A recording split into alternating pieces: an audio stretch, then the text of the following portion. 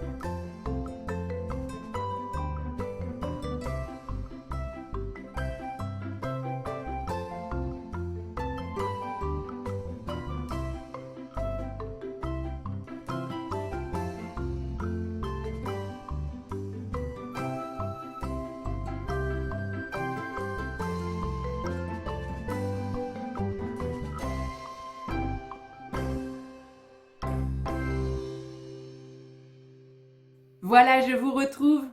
J'espère que l'histoire vous a plu. Alors n'oubliez pas de vous connecter demain, de regarder la suite parce qu'on lira l'histoire et on posera quelques questions pour voir si vous avez bien compris. Allez, on passe tout de suite à la lecture avec la lettre G. Donc, reprenez votre livre à la page 20 et on va lire les subtilités aussi de la lettre G. Alors, est-ce que vous vous rappelez de la lettre C. Elle faisait pas S comme on entend dans C, elle faisait K avec un A, un U et un O. C'est tout. Eh bien, la lettre G, c'est pareil. C'est pareil. Elle va faire non pas J, mais G, avec un A, un O et un U. Pareil que pour le C. D'accord? Allez, je vous mets la page à l'écran. Essayez de lire tout seul. Ça serait bien, tout seul. Et ensuite, on le fait ensemble. D'accord? À tout à l'heure.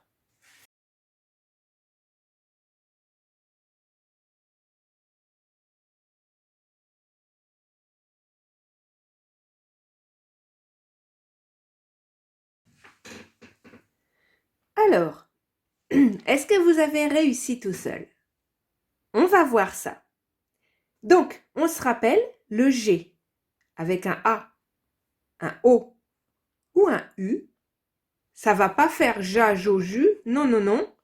Ça va faire ga, go et gu. D'accord? Alors, on va lire les mots maintenant et on se rappelle bien de ça.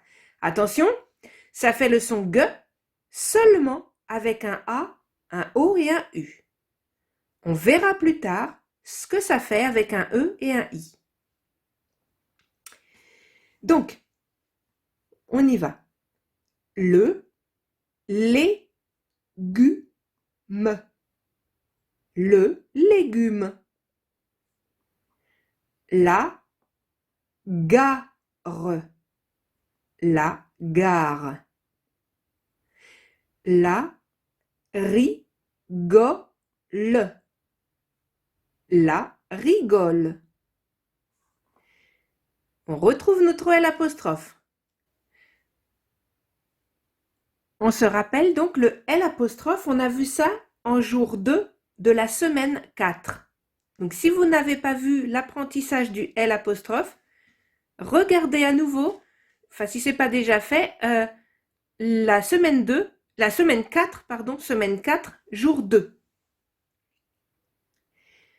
Donc on continue. Les, ga, li, té. L'égalité. Une régalade. Une régalade. Une galerie. Et le E qui est tout seul, eh ben, on ne s'en occupe pas. On apprendra à quoi il sert plus tard. En tout cas, pour la lecture, il ne sert pas. Donc, une galerie. Ensuite, égaré. Égaré. Gâté. Gâté. Une figure. Une figure. Du Malaga. Du Malaga. La gale. La gale. Je fagote. Je fagote. Et une petite phrase. La bête de Jérôme galope vite. La bête de Jérôme galope vite. Nous voilà arrivés à l'écriture cursive. Donc, on voit comment on va apprendre à écrire un G sur l'ardoise, comme ça. Et on va lire. Ga, go, gu, gu encore, go, ga, gu et ga. Nous voilà avec des mots qui sont là cette fois-ci tout attachés. Alors c'est des mots qu'on a vus la plupart ici, hein, en détaché. Les voilà en écriture cursive et attachés. Gare, galopade, une gamine, je fagote. Et une phrase. Émile se lavera la figure, ira à l'école. Émile se lavera la figure, ira à l'école. Voilà pour la lecture. On va maintenant écrire des G sur notre ardoise. Donc, je vous encourage à prendre votre ardoise toujours du côté blanc.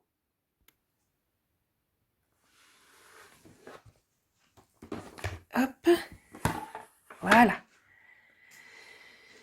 Et on va apprendre à écrire des G. Alors, toujours bien tenir notre crayon, je le répéterai jamais assez. Et on va commencer par un petit trait, tout petit, comme ça. Voilà. Ensuite, on va partir à faire un C. Vous vous rappelez comment on fait un C? Eh bien, on commence par faire un C, tout simplement. Ensuite, on va reprendre notre O, le haut du C, et on va descendre bien droit. Bien droit. On va tourner, faire une boucle et revenir comme ça. D'accord? Je le refais encore une fois pour les gauchers. Donc, on commence par un petit trait, on fait un C, on descend bien droit et on tourne faire une boucle. Ok? Allez-y, entraînez-vous à faire des G sur l'ardoise et ensuite on se retrouve pour la dictée.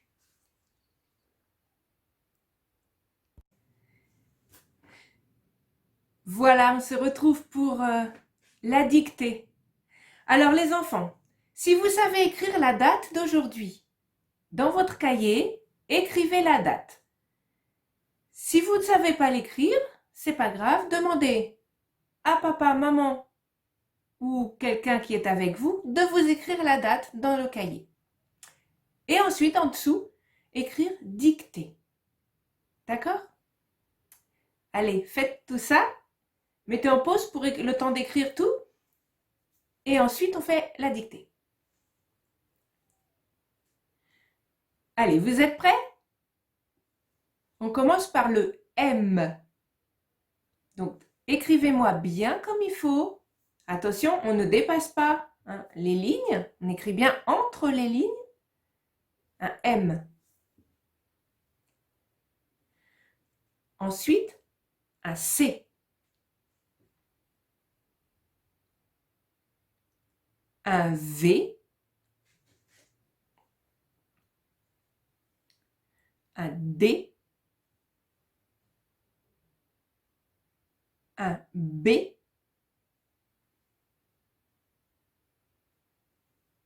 Un J. Un F. Et pour finir, un S. Je répète tout. Relisez. M, C, V, D, B, J, F, S. Ça y est, vous avez relu? On corrige? Allez, on corrige. Je vous affiche la correction à l'écran. Alors, est-ce que vous avez eu tout bon? S'il n'y a pas de faute, vraiment félicitations. C'est très très bien. C'est super. S'il y a quelques fautes, ben écoutez, dans ce cas, on efface tout, on remet la vidéo en arrière et on recommence. Ok? On fait comme ça? Et puis, si papa et maman sont avec vous, pourquoi pas répéter les lettres dans le désordre, pas dans le même ordre, hein? Parce que là, je m'adresse aux parents, parfois l'enfant apprend par cœur la correction qu'il voit. Sauf que dès qu'on lui remet dans le désordre les lettres, eh ben, ça va le bloquer. Ça, il ne faut pas. Il faut que l'enfant sache écrire les lettres comme on les dit, dans l'ordre qu'on lui dit. D'accord? Voilà, c'était la petite parenthèse papa-maman. Eh bien, on va continuer maintenant en passant aux maths. Alors les maths, je vous mets à l'écran une bande numérique. Alors, les enfants, ce que je vous propose, déjà vous prenez votre cahier de maths. Si vous n'avez qu'un cahier pour tout, bon bah très bien, vous allez me redessiner cette bande numérique que vous voyez à l'écran. Alors, redessinez-la, marquez les chiffres que vous voyez dans la bande numérique. Par exemple, au stylo noir, par exemple, une autre couleur si vous voulez, il n'y a pas de souci. Parce qu'après, je vais vous demander, avec une autre couleur, du bleu par exemple, de mettre dedans les chiffres qui manquent. Allez-y, recopiez cette bande d'une couleur et dans les cases vides, vous me mettez, avec une autre couleur, les chiffres qui manquent. D'accord? Mettez en pause, faites ça et on se retrouve ensuite.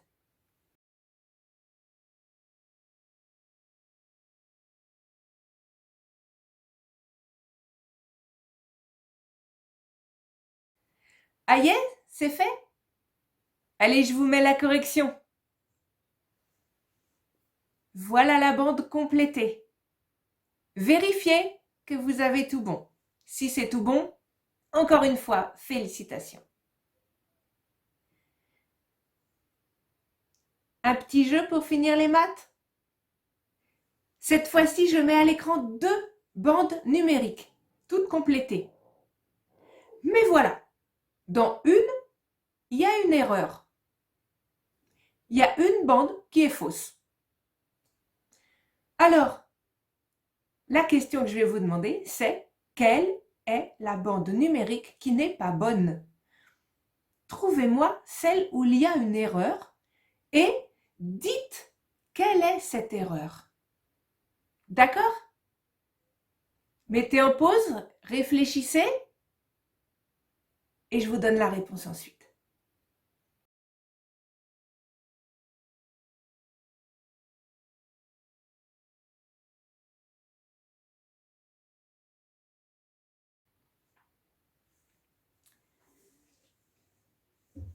Alors, vous avez trouvé la fausse bande numérique? Regardez bien. Eh oui, c'est la deuxième. Pourquoi? On regarde? Alors, ça commence bien.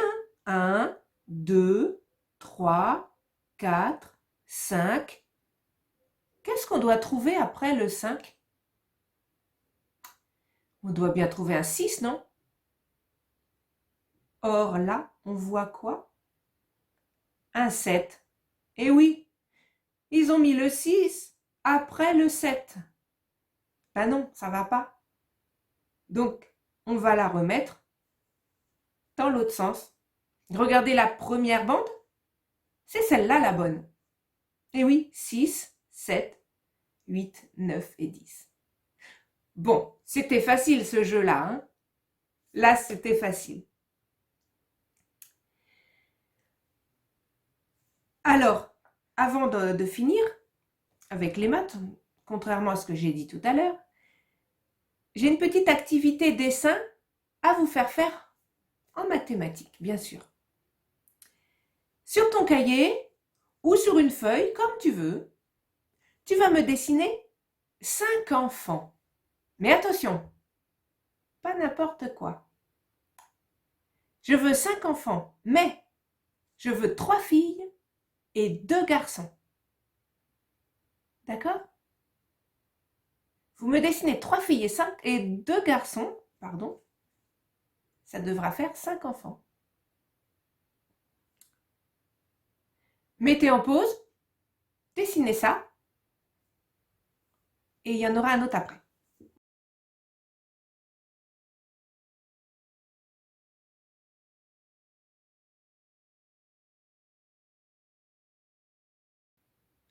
Alors maintenant, tu vas me dessiner des pommes. Alors j'en veux 4 rouges et 4 jaunes. 4 pommes rouges et 4 pommes jaunes. Donc tu les dessines et tu les colories en rouge et en jaune. Vas-y, fais ça. On se retrouve.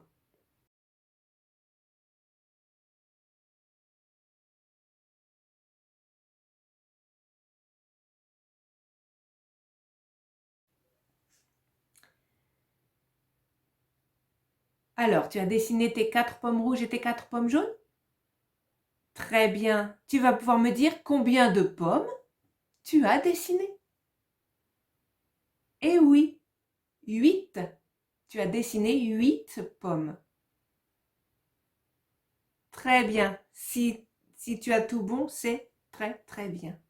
Vraiment. Allez, on va passer à la science. Alors, on va faire une petite activité construction. Donc, je vais vous demander d'aller chercher. Alors, attendez, je prends mes affaires. Voilà. Alors là, je demande à maman ou papa hein, d'aller chercher parce qu'il y a quelque chose qui est un peu dangereux. Attention, cet exercice, je demande à ce qu'il y ait un adulte avec l'enfant. D'accord? Donc, mon loulou, ma louloute, si vous êtes tout seul, ne faites pas cet exercice. D'accord? Si vous êtes accompagné d'un adulte, ok, on y va. Donc, pour commencer, vous allez me chercher un petit papier carré. Alors, si vous n'avez pas de papier carré, prenez une feuille ordinaire et coupez-la carrée. Il faut qu'elle soit carrée. Ensuite, il va falloir un bouchon en liège, un bouchon de bouteille. Et voilà l'aspect un peu plus dangereux pour l'enfant, une épingle. Alors une épingle à couture, si vous n'en avez pas, peut-être un clou fin, assez fin, ce que vous avez. Hein. Et puis, une perle que j'ai perdue en route. Bien, je vais rechercher une petite perle. Une petite perle, ça sera pour... faut que le clou ou l'épingle passe dans le trou de la perle, mais ne se sauve pas. Hein. Faut pas une grosse perle. Hein. Une perle assez, quand même petite, pas trop grosse. On va fabriquer un moulin. Une paire de ciseaux aussi. Une paire de ciseaux. Je vous mets en photo tous les éléments qu'il faut aller chercher. Pendant ce temps-là, vous allez le chercher. On se retrouve pour fabriquer. D'accord? Allez-y.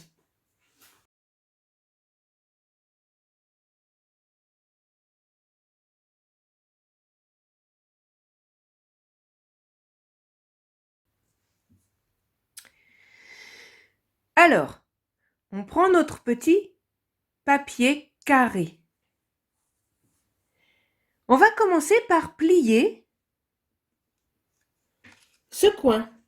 Ce coin-là, on va aller l'emmener jusque là. D'accord? Donc ce coin ici, on va l'emmener jusque là. Donc, on y va. On va bien le toucher bord à bord. Et on va plier. Allez-y, les enfants, faites ça. Ensuite, on va le déplier. On retrouve notre carré. Et on va faire pareil avec ce coin-là que l'on va emmener jusqu'ici. On y va. Bien bord à bord. Et on plie. On marque bien les plis, hein? D'accord? Allez-y. N'hésitez pas à mettre en pause si ça va trop vite. Ensuite, on va déplier. Et on retrouve notre carré qui a deux traits qui se croisent de marquer. Alors, ce qu'on va faire, c'est qu'on va prendre notre crayon et on va bien marquer le milieu. Hein, vous voyez bien le milieu, là où se croisent les deux traits? Donc, on va bien marquer le milieu de nos deux traits en faisant un petit rond. Voilà, un petit rond bien au milieu. On va prendre notre paire de ciseaux ensuite. Donc, on prend notre paire de ciseaux et on va couper en prenant bien au coin, dans le coin et sur le trait. Mais attention, on ne va pas aller jusqu'en haut. On ne va pas aller jusqu'au rond. On va bien couper le long du trait, mais on va s'arrêter à 1 cm ou 2, hein, ça dépend de votre papier. Hein. On va s'arrêter avant. Bien avant. Alors faites bien attention. Donc, on prend le papier et on va couper bien sur le trait.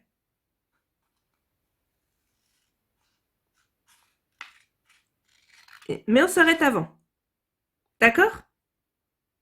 Et on va faire pareil pour les 4 coins. Donc, on reprend l'autre coin et on va couper et on va s'arrêter à peu près au même endroit. Pas plus loin. Allez-y. 3e.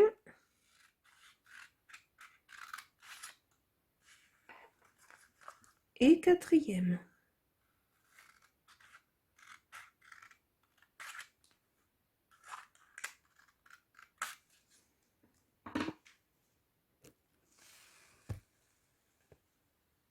C'est bon pour vous? N'hésitez pas, hein, mettez en pause si ça va trop vite. Quand vous avez bien coupé les 4 coins, pas jusqu'au bout, attention, hein, donc il faut que ça tienne. Eh bien, on va tout simplement replier.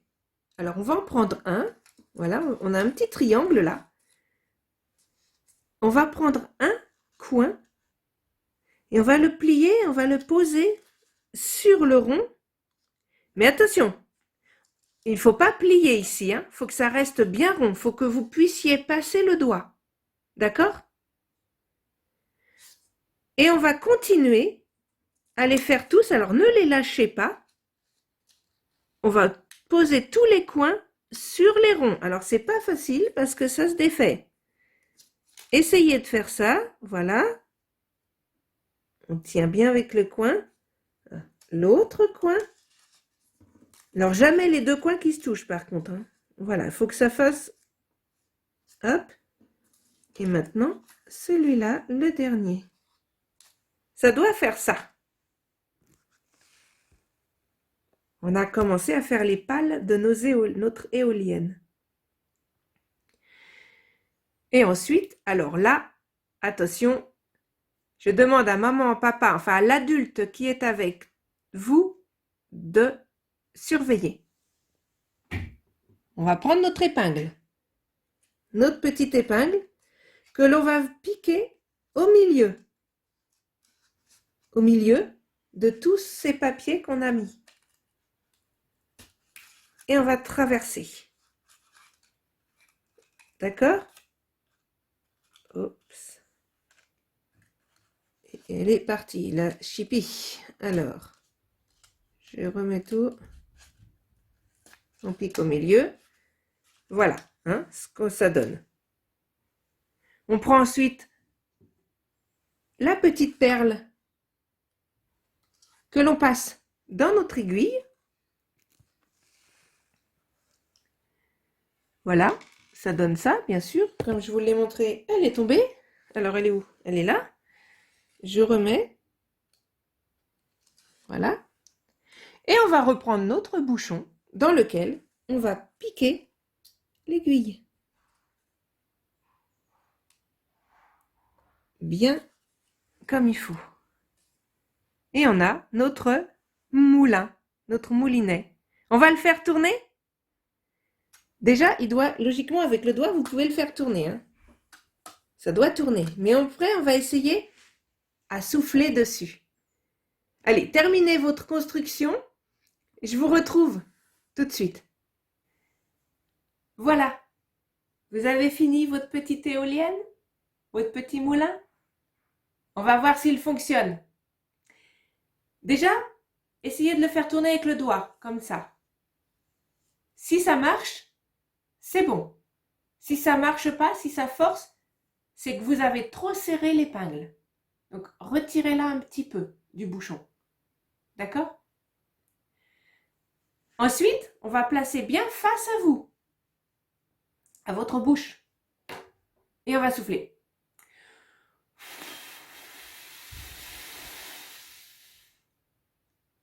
Ça tourne bien?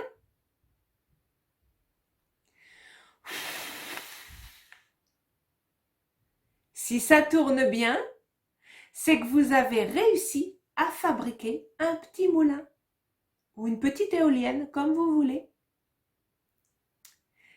Et voilà, on voit le principe du moulin ou de l'éolienne.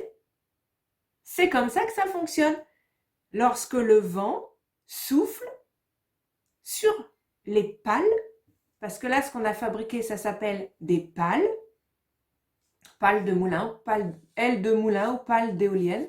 Lorsque le vent souffle dessus, eh bien, ça fait tourner les pales. L'air que l'on a soufflé a fait que le moulin tourne. Ok? Vous pouvez en fabriquer plusieurs comme ça si vous voulez. On peut le faire aussi avec un bâton d'esquimau pour avoir quelque chose de droit. Après, on peut par exemple prendre un bâton, peu importe, et le coller sur le bouchon. Ça vous fera une vraie éolienne.